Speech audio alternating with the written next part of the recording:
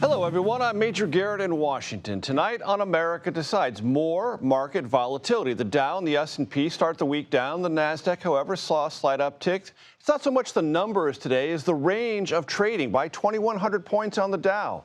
But it's worth noting that Wall Street's losses matched a market sell-off globally. And the president has tried to balance things, and his administration officials have tried to ease the sense of anxiety. But here's the question. Are we beginning to see signs of political buyer's remorse? There might be some signs of that. Meanwhile, the president said he will add a 50% tariff on China in response to its announcement that it will raise tariffs on American imports. This question of buyer's remorse. Well, think about it this way. In a letter to shareholders this morning, the CEO of the nation's largest bank, Jamie Dimon, wrote, quote, "Whether or not the menu of tariffs causes a recession remains in question, but it will slow down growth." And billionaire investor and Trump backer Bill Ackman warned the new tariffs, if they fully take effect, would be the equivalent of launching a, quote, economic nuclear war. Over at the White House, the president welcomed Israeli Prime Minister Benjamin Netanyahu, whose country is facing a 17% tariff, though it was clear as the two spoke, the negotiations are ongoing. Whether that happens or not, stay tuned. Both leaders were in the Oval Office, where the president said there are negotiations, but some of these tariffs may linger for quite some time. We have many countries that are coming to negotiate deals with us, and they're going to be fair deals, and in certain cases, they're going to be paying substantial tariffs. Also, the Supreme Court today weighed in on what the administration conceives as a wrongly deported man. Chief Justice John Roberts issued a temporary stay ahead of a midnight deadline to return that wrongly deported individual. What happens next for this Maryland man locked up at El Salvador's notorious mega prison? Well, we will find out. But I want to start tonight with Aaron Navarro at the White House, Kelly O'Grady in New York, and Nikole Killion on Capitol Hill. Aaron, I want to play some sound from the president, also from that Oval Office appearance, where he singled himself out on the tariff question. Let's listen. Nobody but me would do this. You know, it would be nice to serve a nice, easy term, but we have an opportunity to change the fabric of our country. We have an opportunity to reset the table on trade. Aaron, the president sees it as an opportunity. The market's not quite certain yet.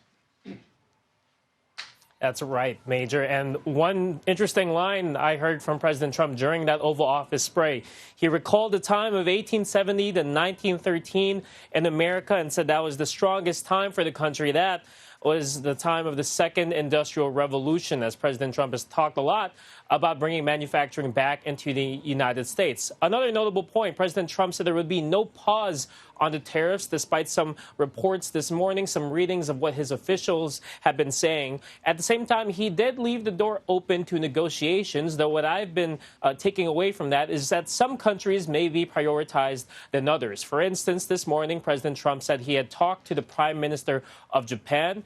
Treasury Secretary Scott Bessent said he's working with the U.S. Trade Representative to open up negotiations with Japan and credited them for coming so soon to initiate those talks. But the European Union, who Trump has really laid out his gripes with, they offered a 0-for-0 tariff to take away their tariffs on U.S. cars and industrial goods. Asked if that was enough, Trump said flat out no, and he rejected that initial offer, despite that having some GOP support in Congress. Some trading partners, it appears, are more equal than others. Aaron, hold on there at the White House. I want to talk to Kelly O'Grady. Kelly, I want to play for you sound from Singapore's Prime Minister Lawrence Wong. Listen. It marks a seismic change in the global order.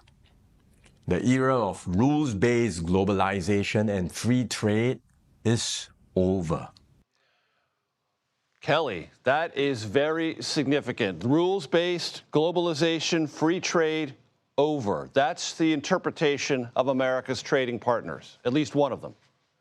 Well, it seems that we are entering an era of protectionism, right? Instead of globalism when it comes to trade. And, obviously there's many reasons. Aaron just mentioned a number of them of bringing manufacturing in here and having a domestic supply chain. But Major, I spoke with a number of businesses over the weekend, and even one this morning, a fabric maker that said, look, that would be great, but the infrastructure just simply isn't there to do that. And so then when you look at what that's doing on a global scale with our trading partners, you see a lot of that anxiety reflected in the market today. And Kelly, I want to ask you one other thing, because Peter Navarro has been very specific about this. He was on CNBC for almost 20 minutes this morning saying tariffs aren't it. There are all these other things: currency manipulation, intellectual property theft, VAT taxes, or other kind of underlying taxes that basically go to the structural economic realities in our trading partner countries. And if those things aren't resolved, then it doesn't matter nearly so much what you do with your tariffs. So that seems to me to add layers of uncertainty to what actually needs to be negotiated to find a way out of this. I was watching that same interview and I had the same reaction, Major. I said, oh gosh, I don't think investors are liking this. And really, if you look at what was happening in the market today, comments like that really just drum up anxiety for investors because they are focused on the short term, Major. Long term, be damned.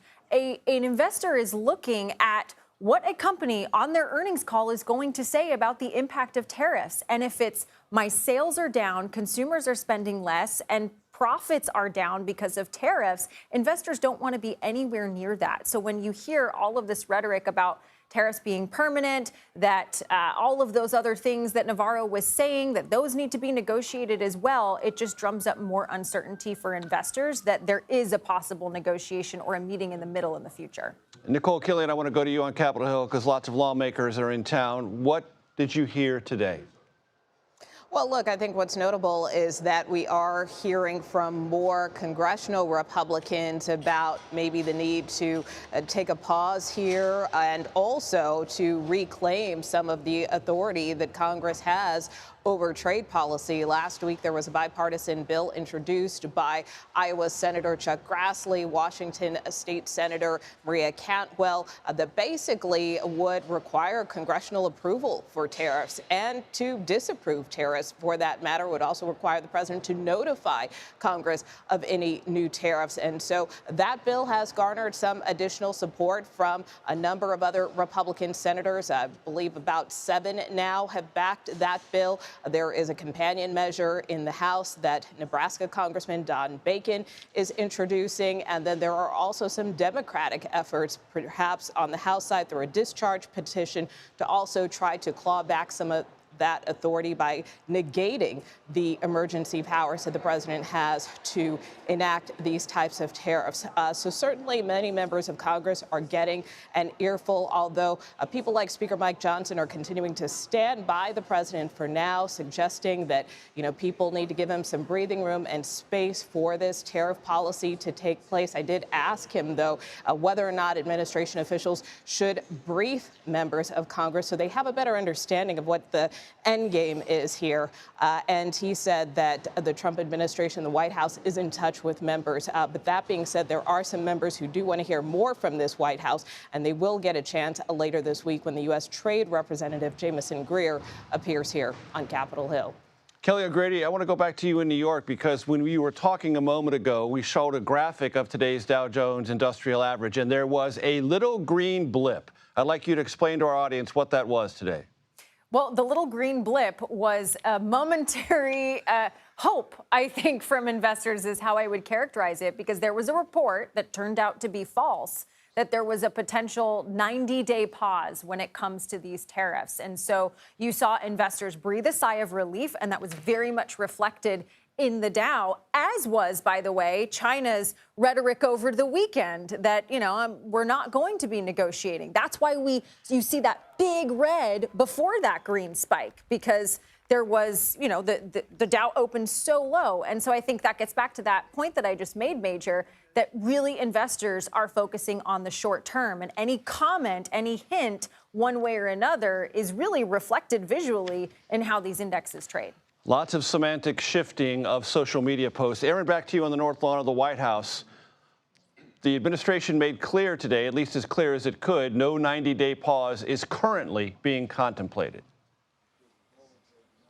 That's correct. At the same time, Trump talked about negotiations with other countries, but he made it clear that there would be no 90-day pause. One other thing from that Oval Office spray to mention, though, that's not related to the tariffs, is President Trump announced that this Saturday that top-level officials will be having direct talks with Iran, potentially about their nuclear capabilities. No intermediary countries involved. This is not only the first direct talks between U.S. and Iran, who Trump considers an adversary, in his second term, but comes after Iran's supreme leader has ruled out direct talks with the U.S., criticizing their, quote, maximum pressure policy that they have in place against the Middle Eastern country. Fast-developing situation, though, and we'll see what happens this weekend.